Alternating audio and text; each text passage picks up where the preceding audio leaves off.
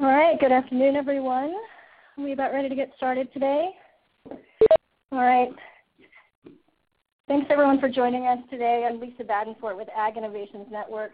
Today's salon is going to explore how collaboratives can create breakthrough food system change by adapting new approaches to problem solving. This is the sixth and final salon in our Alliance Network capacity building series, and the third being produced in partnership with Roots of Change. In just a moment, Doris Meyer is going to introduce herself and share a bit about ROC and then the California Food Policy Council. She'll then take us through some housekeeping items and some technical details. Then I'll go ahead and introduce Joseph, who's our keynote presenter this afternoon, and he'll take it from there. All right. Lisa, do you want me to go? That would be great. Thanks, Doris. All right. Hi, everyone. My name is Doris Meyer. I'm the project coordinator for Roots of Change, and I want to thank you very much for joining us today. Here's a quick introduction to Roots of Change. Our mission is to create a collaborative network of leaders and institutions to establish a sustainable food system in California by the year 2030. Roots of Change is also the backbone of the California Food Policy Council, which is a unique collaboration of local food policy bodies, food system reform organizations, and government officials around the state. The goal of the California Food Policy Council is to advocate for food systems change in California, and we do this through building the capacity of local food policy bodies, finding common ground on policy priorities, generating public support for those policies, and educating policymakers on issues in our food system. So before we go on to introduce today's presenter, I need to go over some housekeeping items with everyone. I have actually already muted the conference, and that is to avoid any background noise. However, we do encourage you to ask questions throughout the presentation, and Joseph, the presenter, will break throughout the presentation to answer them. Please use the chat feature in the lower left-hand corner of your screen or the hand raise feature in the top left-hand corner. During those breaks, I will unmute everyone and then mute everyone again. And in case that doesn't work for some reason, you can also unmute yourself by pressing *7 on your phone and then *6 to mute yourself again. So again, *7 to unmute and *6 to mute yourself again. In any case, during those breaks, please remember to keep any background noises to a minimum. And lastly, I want to let everyone know that the webinar is being recorded. There's also going to be a short survey at the very end of the presentation. It will just pop up on your screen right after the meeting, and we would really appreciate it if you could complete it. Thank you in advance, and that is all for the housekeeping items. Lisa, do you want to take over and introduce Joseph? Sure thing. Thanks, Doris. And thanks again to Roots of Change and the Food Policy Council for their partnership on this series. It's been a pleasure. Well, I'm very pleased and fortunate today to be able to introduce Joseph McIntyre. He leads our organization here as Executive Director and Senior Facilitator of Ag Innovations Network. And he teaches us all here a great deal, not only about food system change, but how to make change in our daily lives. As a longtime neutral facilitator and convener, Joseph has led major change initiatives, including California Ag Vision, Food System Alliances in several California counties, and the California Roundtables on Agriculture and the Environment, and on water and the food supply. He is also the lead facilitator and process designer for the James Beard Foundation's annual food conferences in New York, helping to define the cutting edge of the food movement. Before jumping into the presentation, Joseph's going to go ahead and share a bit more about AIN, and then go right into the presentation from there. Again, we're really fortunate to have him here with us today, and I'm delighted to introduce to you Joseph McIntyre. And all I need to do is unmute me. You are unmuted, actually. Great. Thank you. And do you want to promote me to be a presenter so I can move the slides ahead as well? Let's see here. Thanks for your patience, everyone. One of the things that I'm going to be talking about today is social technologies and how they affect and impact our ability to accomplish our goals as food systems leaders and participants in councils and alliances around the state. So part of it is being patient with technologies that comes together and makes things work for us. So give me just another second. While this is loading up, I imagine many of you know something about Ag Innovations Network. We've been working in food systems since 1999 and have been actually facilitating food systems alliances, our sort of version of a food policy council, since 2000. I've had the great opportunity to work all over the state of California in literally hundreds of meeting rooms, talking with hundreds of people about how to build a better food system. Ag Innovations Network is about creating and facilitating collaborations for change. That's our core mission, our core focus, is how to effectively take advantage of the best of ourselves to be able to accomplish what's needed, deeply needed in the world today. So we're really pleased to be here. And if you're interested in our work or have any questions, let me know as we go along. So here we're going to try a little bit of a test, and Doris, be patient with me here. I just want to see how many of you are sort of with me here. So on your ReadyTalk screen, there is a button there that says Raise Hand. Would you do me a favor and each of you press that button? Outstanding. That's good. This lets me know, and periodically I'll ask you to do something similar. Lets me know that you're with us and you can hear me and everything is going well.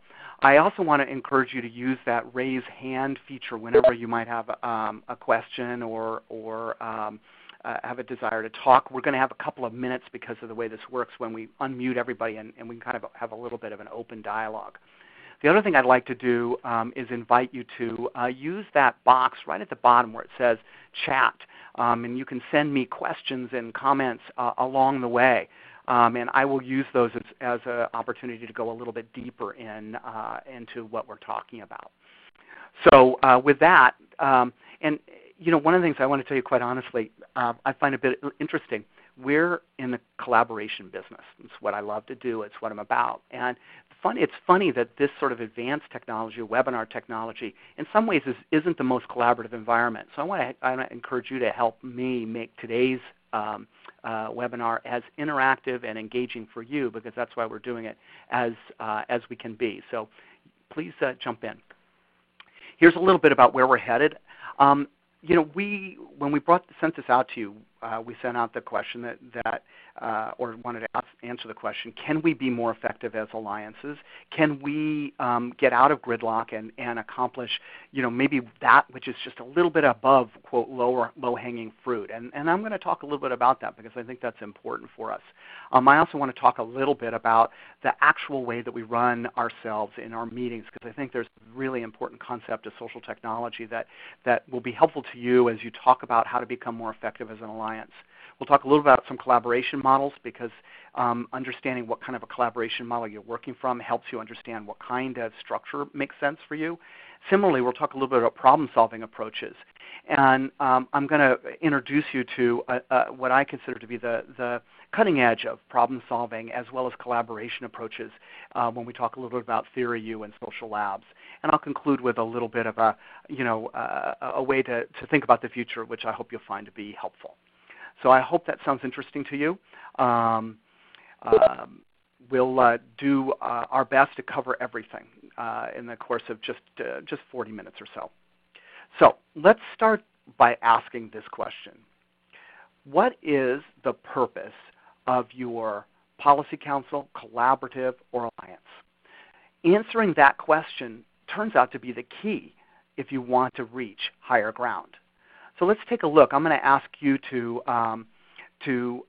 take a second and answer these. And I realize as I look at it, we didn't put other or something else here, but do me a favor, pick close as you can imagine if one of those five, and let's see what you tell us your core council, alliance, or collaborative's purpose is. So all you have to do is go on your screen and pick the one and hit submit.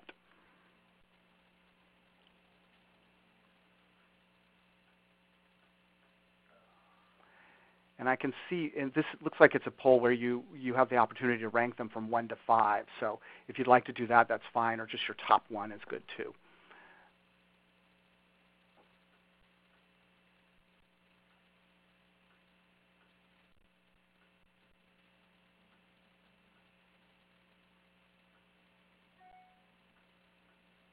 All right.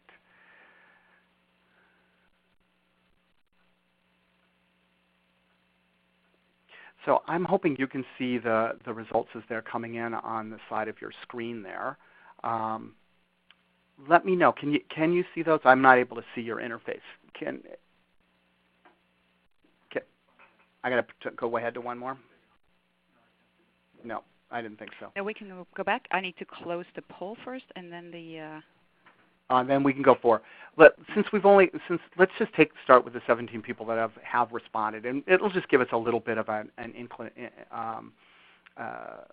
of where we are headed here.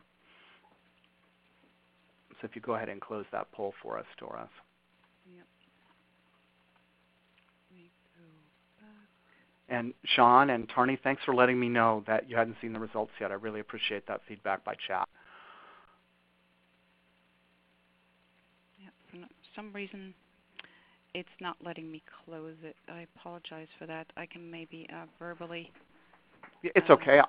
I'll do it, Doris. It's fine. You see it, right? Okay. Great. So here's what I have, and I'm sorry we can't show this to you, but there are only 17 of you, and there are many more than 17 of us on the call here. But 17 of you, of the 17, 9 of you said your number one purpose is policy change.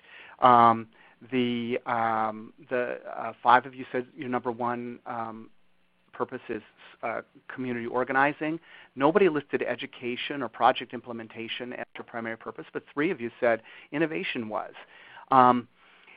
It's really great to know what core purpose you're operating from. If we want to be deeply effective, what we know, and I'm sure you've experienced this in your own life, that purpose is what motivates and guides us.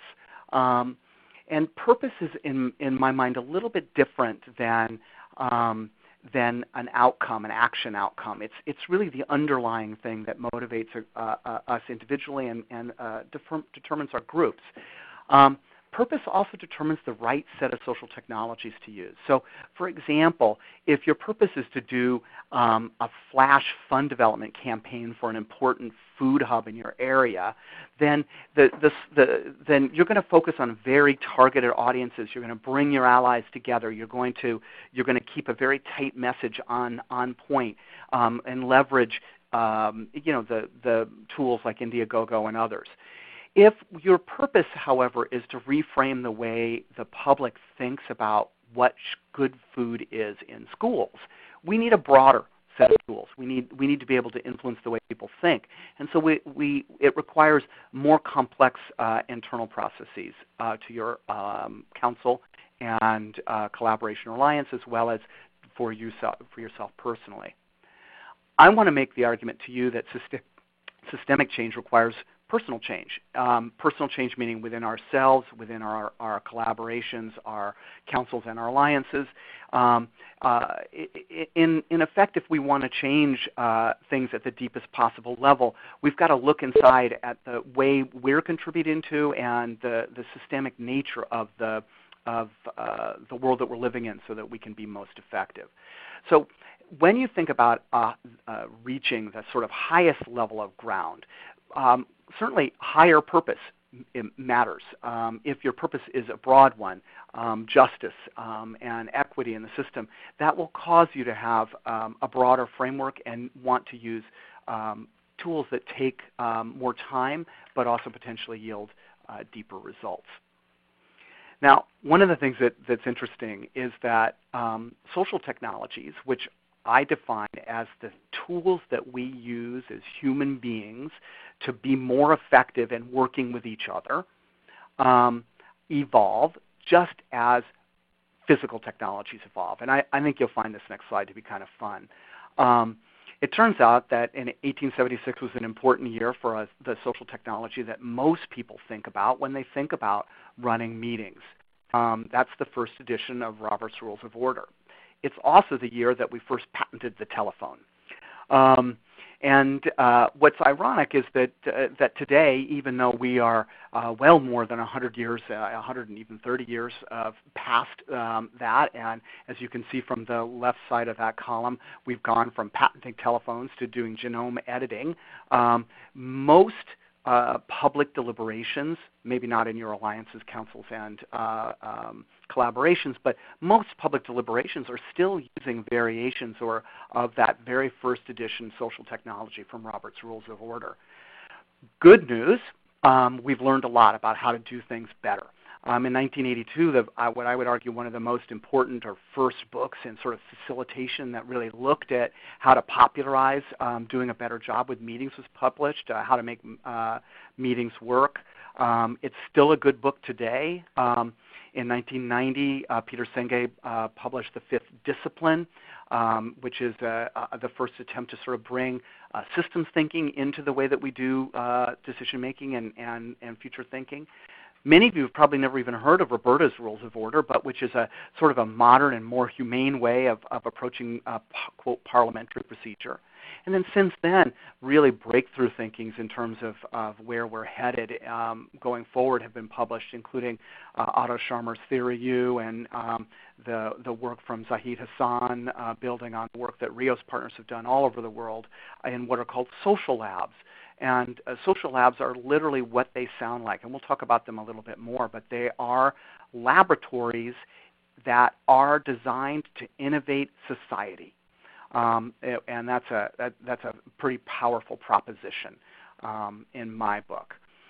So I was going to stop here and ask again another poll. Let's try it again and see if it works. If it doesn't, we'll understand. But let's take a look at this. And I'm wondering, what's the sort of primary social technology that you use in your collaboration, your council, or your alliance? And there are many. I just picked a few to go with. Are you using a version of parliamentary procedure? Do you use a charter instead, which you sort of laid out your rules?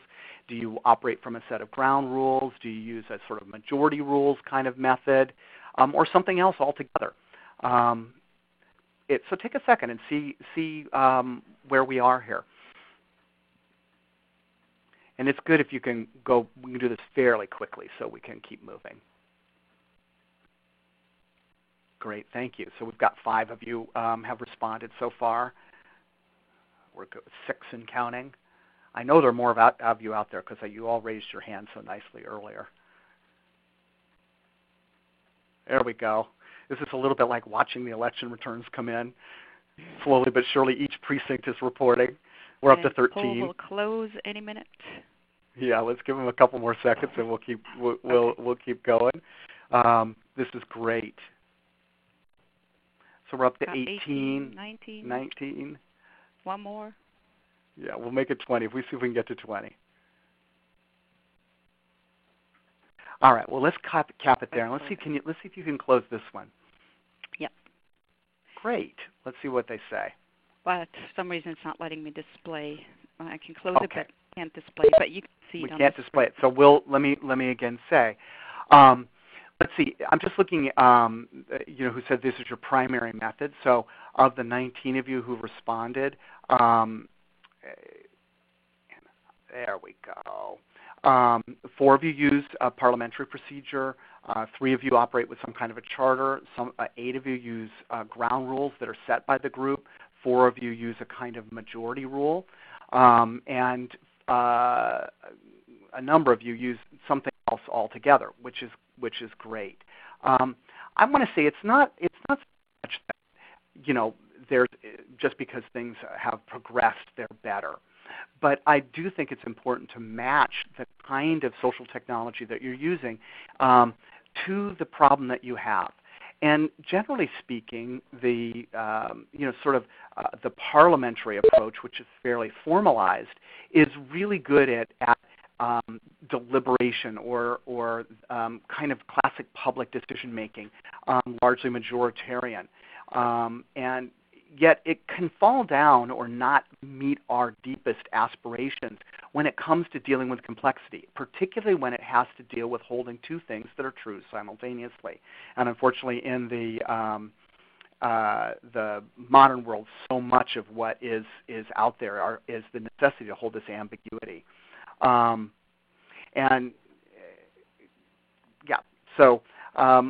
Interesting piece here. The key takeaway I'd like you to walk away from here is that the way you run your groups is a form of social technology, and that we have learned a lot over the days. So I would encourage you to make thinking about how you operate part of your learning process. Groups that get better at collaboration frequently will incorporate newer forms of social technology. Maybe they'll use a facilitation technique like World Cafe, or maybe they will shift from parliamentary procedure to creating their own charter so it more reflects what their deepest values are. But here are three things I do know about finding higher ground around social technology.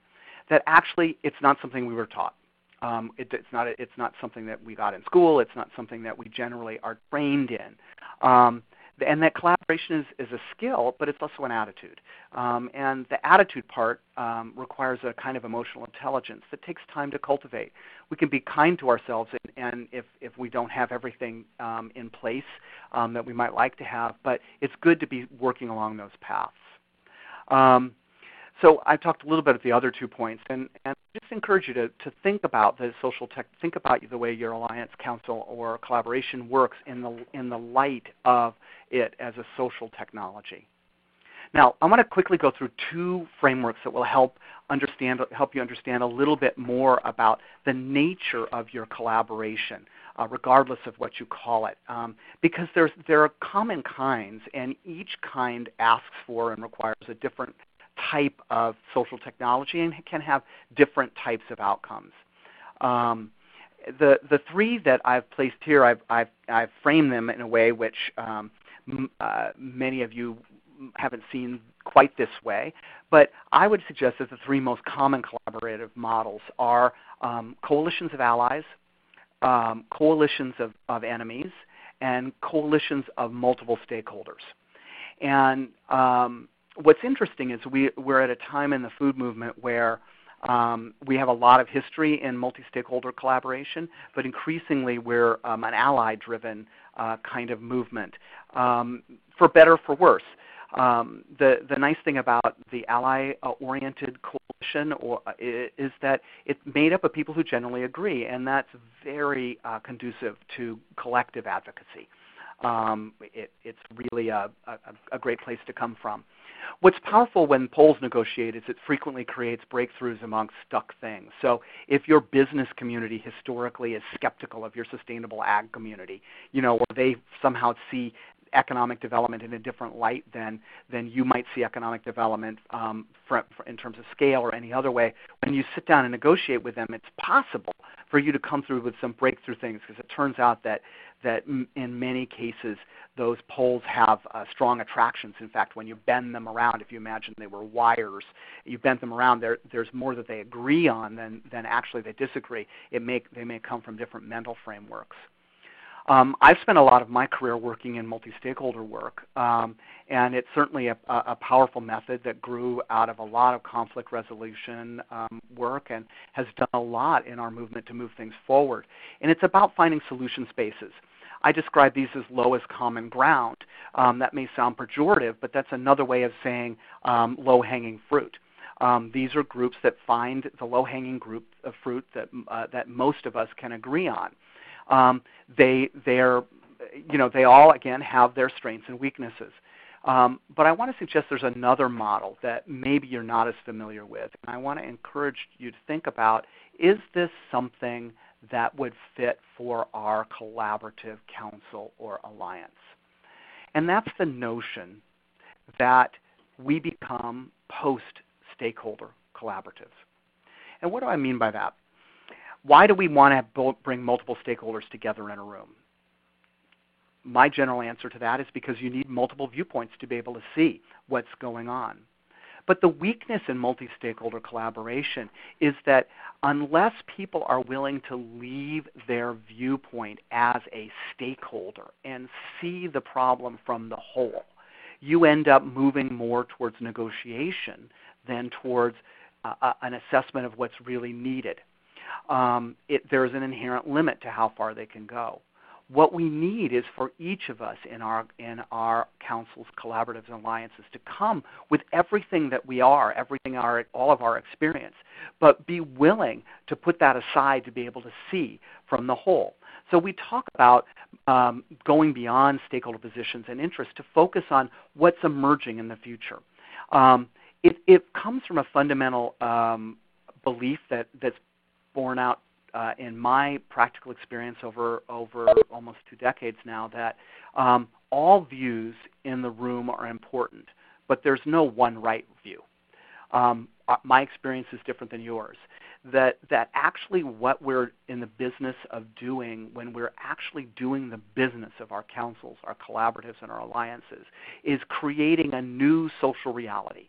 And social reality, that new social contract, this is what sustainability means.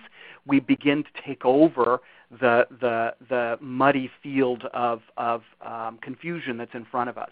And to do that, we need lots of voices, but we need those voices to see from the whole. So here the goal is to co-create a future through innovation and experimentation. All of us have things we want to accomplish in the world. All of us have goals and aspirations. But what's interesting is when we can co-create those as a community. That's sort of the magic, transformative space that we feel on occasion in our councils when we step outside of the exact issue and into the complexity of the problem. So becoming a post-stakeholder collaborative is not an easy thing to do, but it's mainly a matter of the attitude that stakeholders are invited to engage in. For example, in our California Roundtable on Water and Food Supply, we bring individuals from very diverse organizations together. But membership on that particular roundtable is strictly individual. And we require that to be strictly individual because we're looking for individuals to step outside of the narrow requirements of their organizations and into the broader reality of the challenges that we're facing in California around water supply and the long-term viability of agriculture as well as communities. So there are some practical things that make a post-stakeholder collaboration a little bit different. Now let me stop for a second here and just see. I've introduced 2 different concepts so far. One of the idea that we're operating from a set of social technologies that enable and sometimes limit what we can do as groups, and 2, that there are more than one kind of collaboration that's out there, and that different collaborations or different collaborative types are better for different kinds of problems. I just want to check and see if there's any questions there. And if so, I guess, Doris, the way we have to do this at this point would be to unmute the lines and then let everybody raise their hand. Yeah, we can do a little bit of everything. People can raise their hand. They can send us a chat, a question through chat, and I'm going to unmute everyone so we can possibly have a conversation. Good. It doesn't look like there's so very many of us, too, so I think we can probably talk back and forth a little bit. Okay. So let's give it a shot. Everyone. The conference has been unmuted. So this does mean if you're in a noisy place, you might pay attention to that. This is Teresa Cross in Washington State, and could you repeat and clarify what I thought I heard you say, is that people join your collaborative bringing their institutional or organizational background and knowledge. Or they bring that, but they join as an individual so that they're not constrained by what their institution or organization may keep them from deciding. Is that what I heard you say? That is exactly what I said, and I could not have asked for a better listener. That is exactly what I said.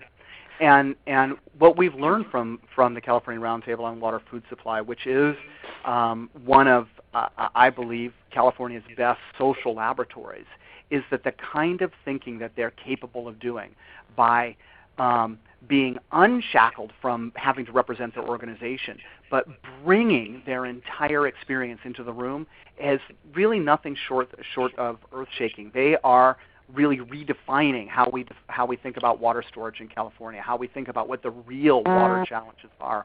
And so it opens the opportunity for a transformative space.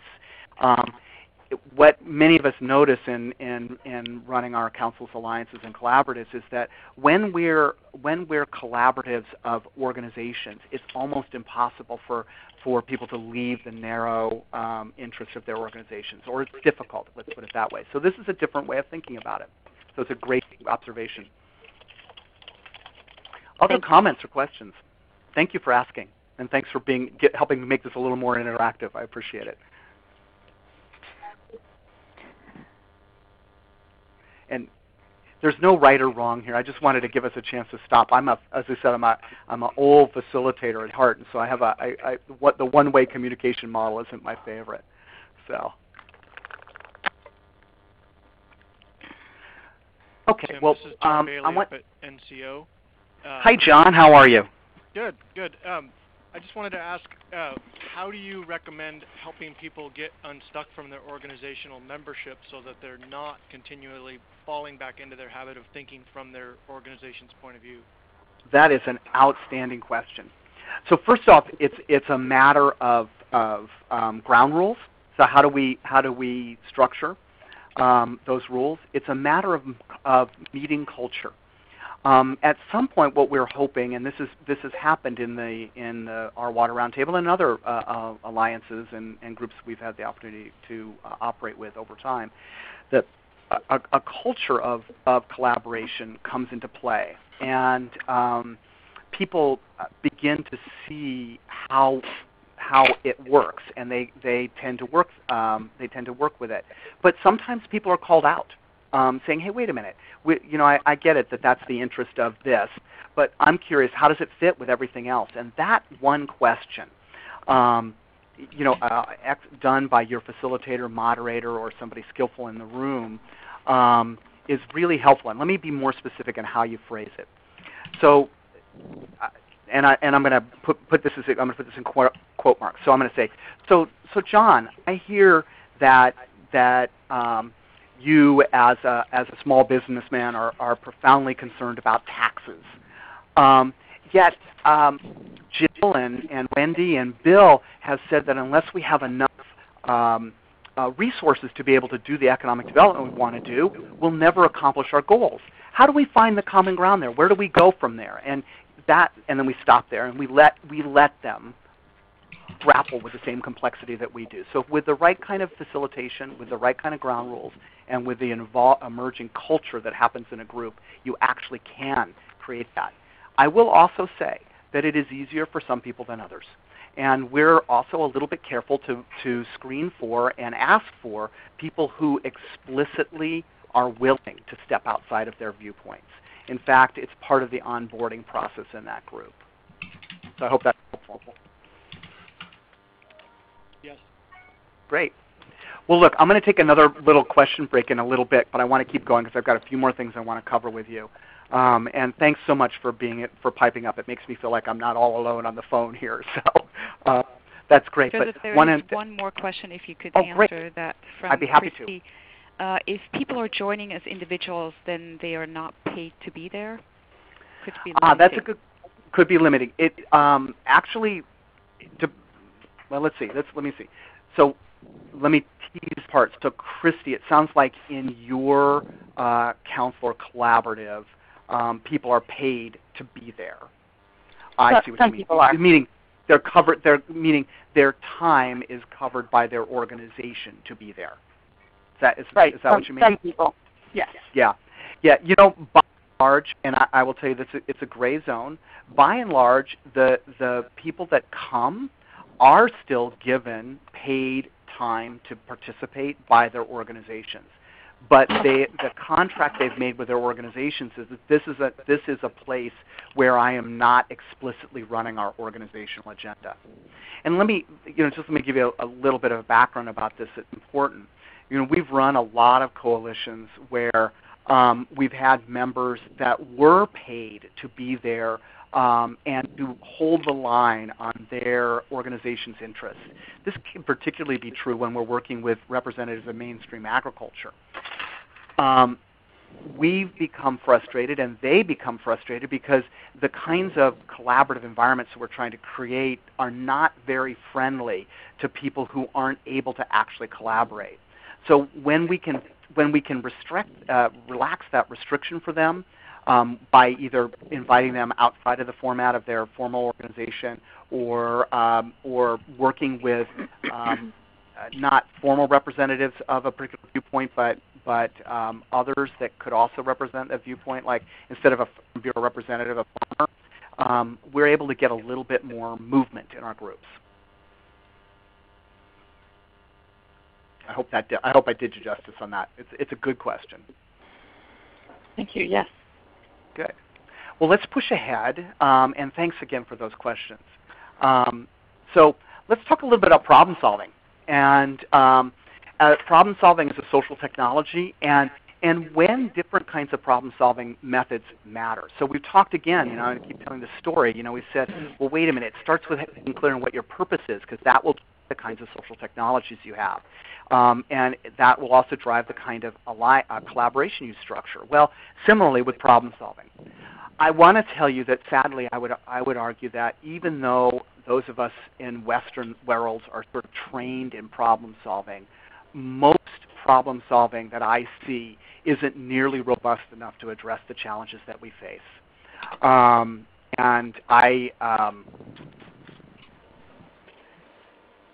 So I want to come back to, hey, Zeno, this is Joseph. I see that you've got a really good question here on how post-stakeholder collaborator not become an outcast in their organization, and I want to answer that. Let me do that in our next section, okay?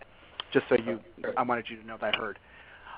Here are 3 common problem-solving methods, and I want to talk about each one. So the first one comes from a term that's used in stock market picking. It turns out that economists have studied the likelihood of success of picking a winning stock.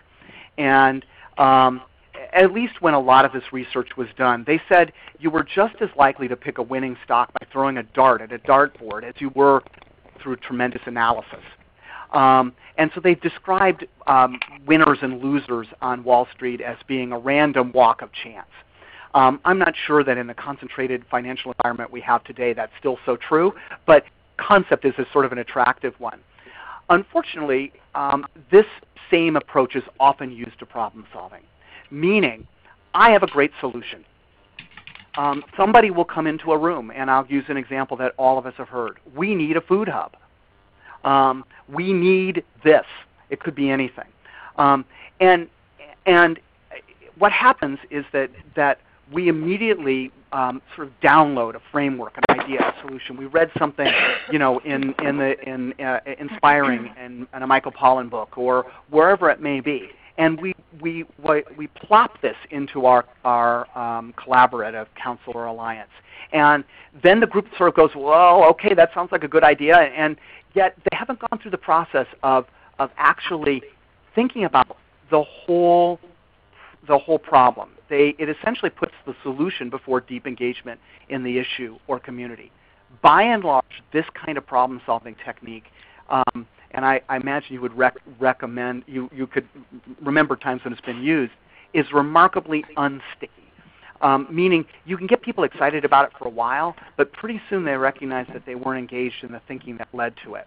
And it really tends to reinforce what I would consider a business-as-usual approach to our work. Hey, Doris, might want to remute everybody. That might make it a little quieter for us. I would agree at this point. Okay, hold on 1 second. I have to then unmute you. Okay, I'm going to mute everyone and then unmute Joseph. Thank you. The conference has been muted. And I'm back. Yeah. Can you all hear me? Wonderful. They can't tell you, but I can tell you. Great, thank you. You can't tell me. So I want to give you a couple of other models to work from. And I want to encourage you to develop a culture that can see when out of our best intentions and our desire for change, that sometimes we short-circuit good problem-solving process, because we're anxious to get to the solution, and which I'm anxious for too. But a solution before knowing where we're going often is a waste of our time, not a productive use of our time. Here's a problem-solving model, though, that most of you have probably run into or used, whether you've known it or not. It's probably the most common linear problem-solving method that we have, and it starts with an assessment. It identifies a target or goal, and it lays out the steps to achieve that. It's called action planning sometimes in the organization development literature, from which a lot of problem-solving models were developed and first codified. It's called STP, Situation Target Process.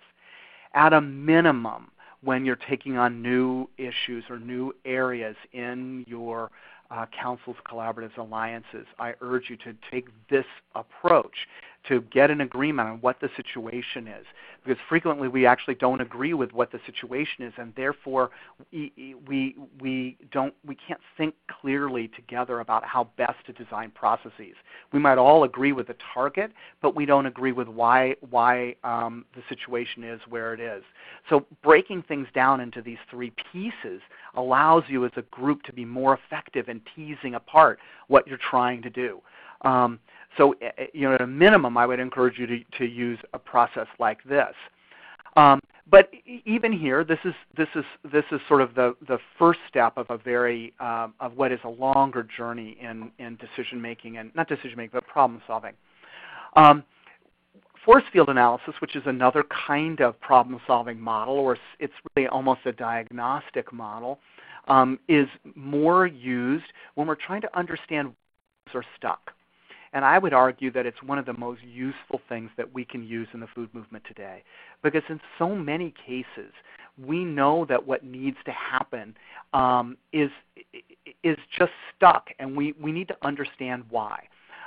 Why isn't there more support in our communities for local economic development in the parts of our communities that are most at risk or most isolated? And typically, it's not because there's a lack of pushing on wanting to solve a thing, but there's usually a form of resistance that we haven't typically found. And this force field analysis is a way for us to begin to understand why things stay stuck and how to unstick them. So we ask these two fundamental questions.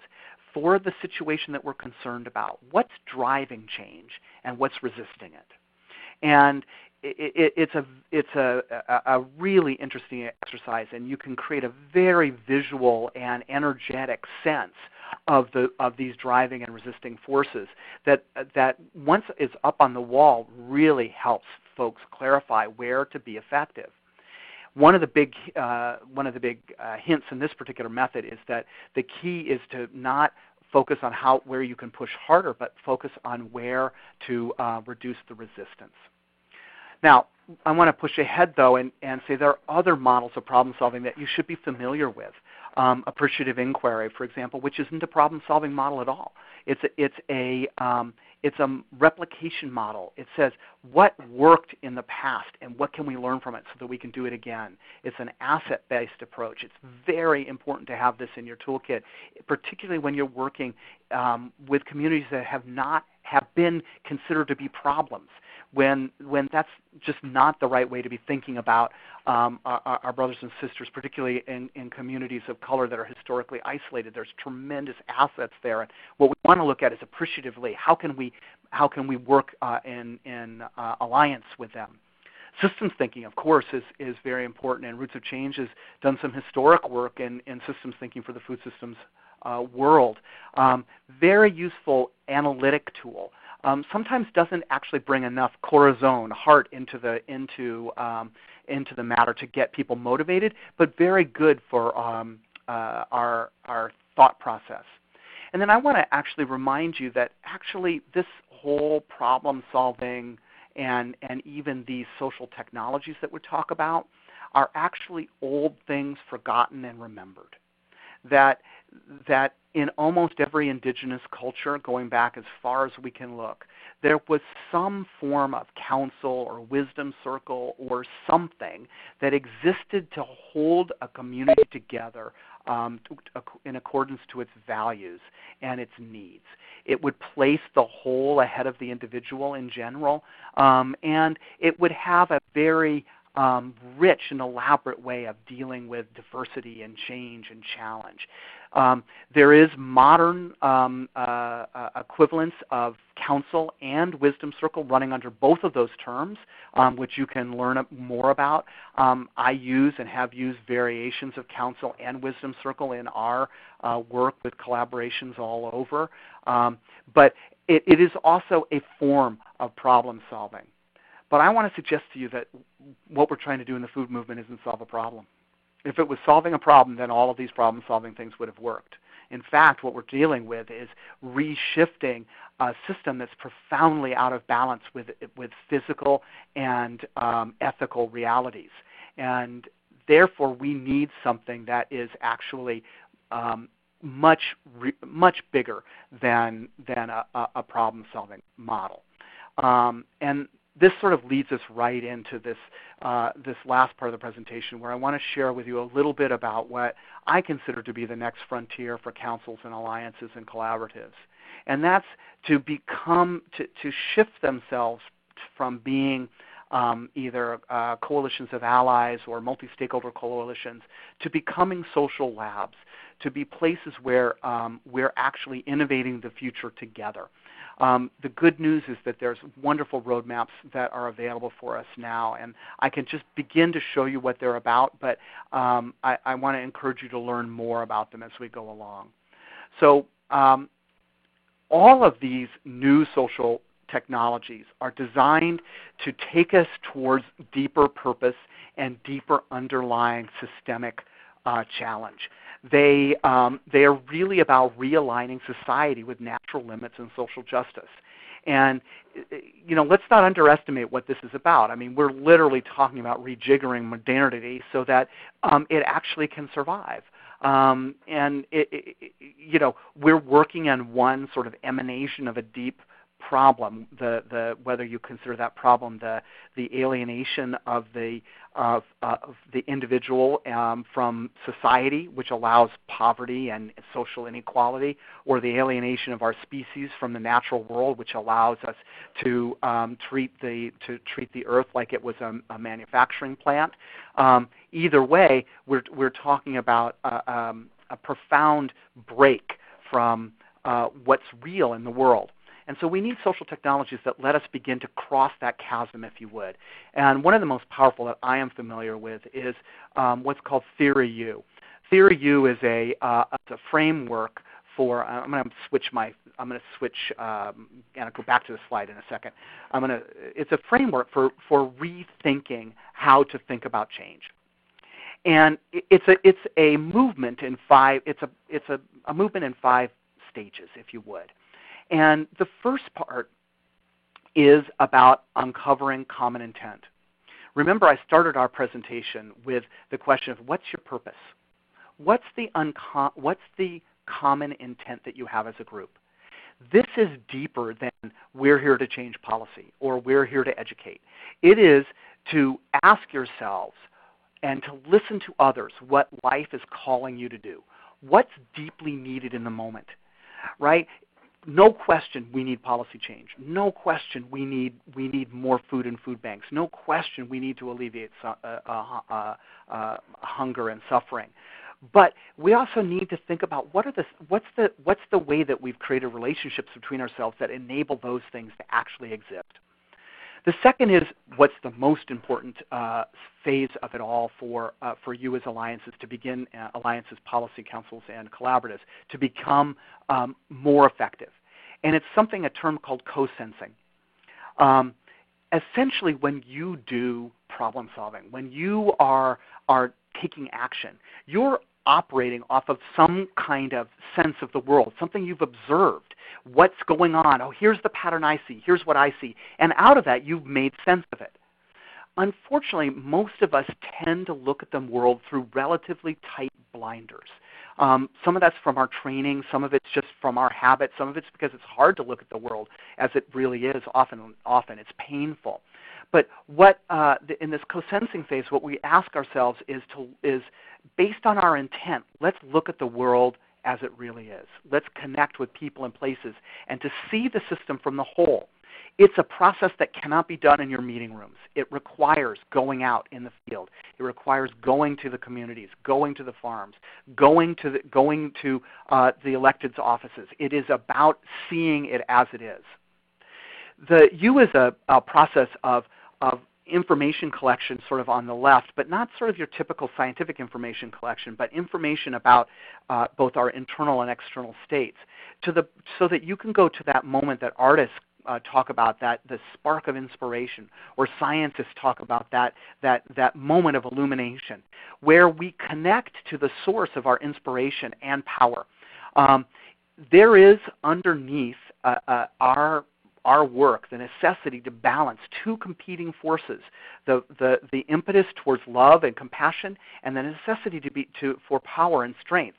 We can only be effective in our world if we can balance both of those together. And I strongly encourage you to read Adam Kahane's book that's titled Love and Power, which is on facilitation and groups as they balance these two forces.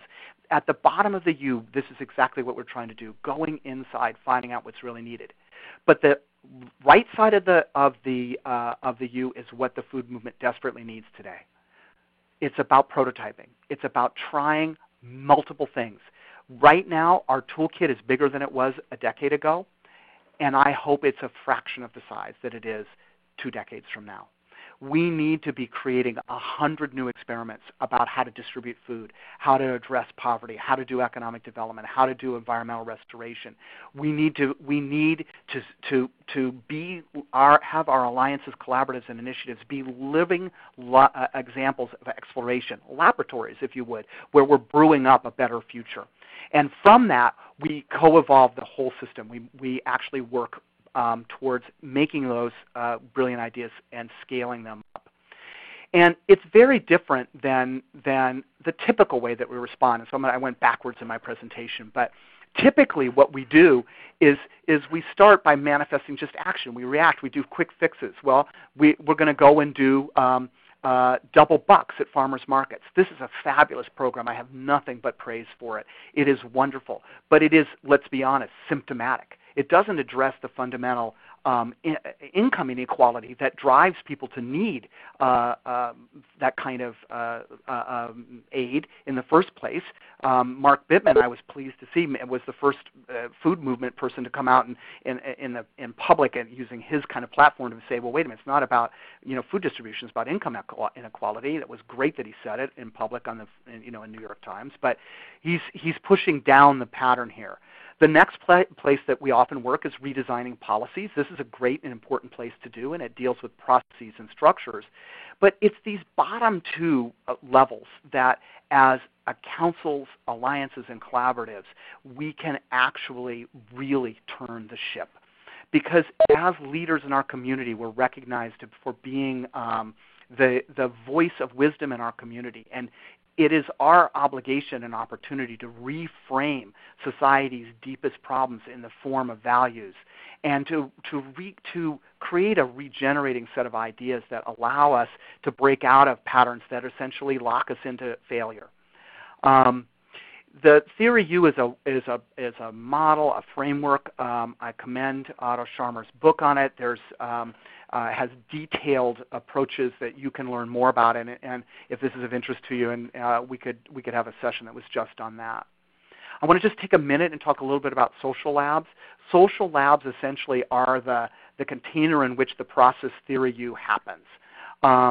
And they are, as I said, rethinking our councils, alliances, and collaboratives as public laboratories, places to experiment. Already, our groups are social. They mix people from across society. But they aren't always post-stakeholder social, and social labs are. They're experimental, and they're systemic. They work on the deep issues. They don't just do problem solving. They exist in time. They exist to deal with problems that occur over time. what's really cool about a social lab, and this first bullet is really a quote from Zahid Hassan, who says, they're a space where new strategies can emerge from the friction of diverse participants working as a team. New strategies emerge from friction of diverse participants working as a team. Productive friction creates energy, and that's what allows us to have creativity. So I encourage you to learn a little bit more about social labs and how you might become a social lab, or at least incorporate aspects of it. But whether you formally did or didn't, I would strongly suggest that a focus on building capital in the food movement is important. Physical capital, where we're building new places, whether it's food hubs or kitchens or whatever, but social capital, human capital, new individual personal capacities, and then intellectual capital. And that's a little bit of what I hope these salons evolve into, where we're actually learning from each other about what's working so that we can get better at prototyping our solutions. Now, I've given you a lot of material. Let me just close with a couple of quick thoughts. I think there's an opportunity for us to do more in our alliances, councils, and collaboratives by rethinking of what's needed of us. To rethink our social technology so that we can respond not just from one of those 4 levels of action, that we can respond from all 4. And we have something important to offer at all 4 levels. I'm not to open anything deeper, and to have that deep intent be part of our work. That we're more experimental, and we're letting 1,000 flowers, 100 flowers blossom as a way of exposing more creativity in ourselves. That we look at changing ourselves. That we explicitly make a commitment to become more skillful. That we're better able to deal with ambiguity, complexity, diversity, and our own impatience, which probably is the single biggest barrier from us being more effective. We understand that effectiveness in collaboration is a skill, and it takes practice.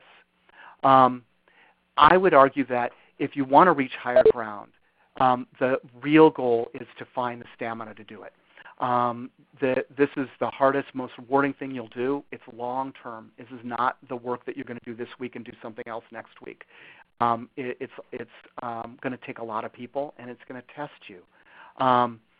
I would say to you in closing that highly functioning groups act today on things that need to be done, but they never forget the real prize, which is deep social transformation and the realignment of our communities with our deepest values and purpose. So with that, I want to thank you for your time today, and take what couple minutes I have to answer any questions that we may have. So thanks for your time today. Let me unmute everyone. Please. The conference has been unmuted. So I first want to answer Zeno's question. How can a post-stakeholder collaborator not become an outcast in their organization? Actually has not been our experience.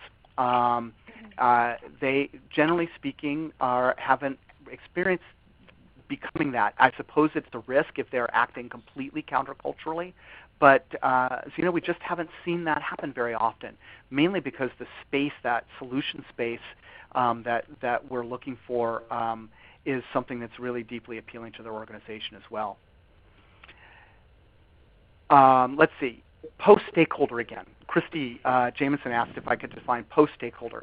So a post-stakeholder collaboration or a post-stakeholder is a person who comes from, let's say they come from the farming community or the access community. But when they are in the group, they recognize that they are not speaking just for their farmer community, but they're attempting to speak for the whole. It is stepping outside of the narrow interest of your stakeholder to see our broader interest. It's recreating, if you would, the public commons, acting on behalf of the greater good. It's a skill, and it's quite enjoyable when it actually happens. Thanks for the question, Christy. I know we've got a break in just a second. Any other comments or questions from the group?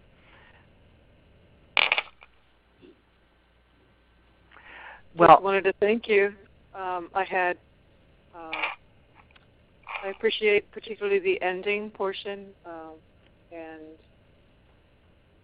the real focus on, of course, your Roots of Change real prize. Thank you. You're more than welcome, and thanks for sticking with us to the end. And I think I owe you a big thanks for all of the hard work you're doing in the field. Those of us who are here to, we're all working. I always see us as all oars people in the great boat of the boat of the great turning. And it's great to know that I've got such wonderful fellow oars people. Okay, thank you so much.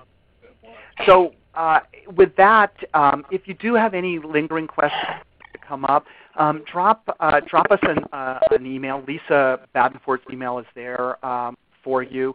My email is very simple too. It's just at aginnovations.org. Be happy to answer whatever questions that I can, offer whatever support I can for the work that you're doing in the field.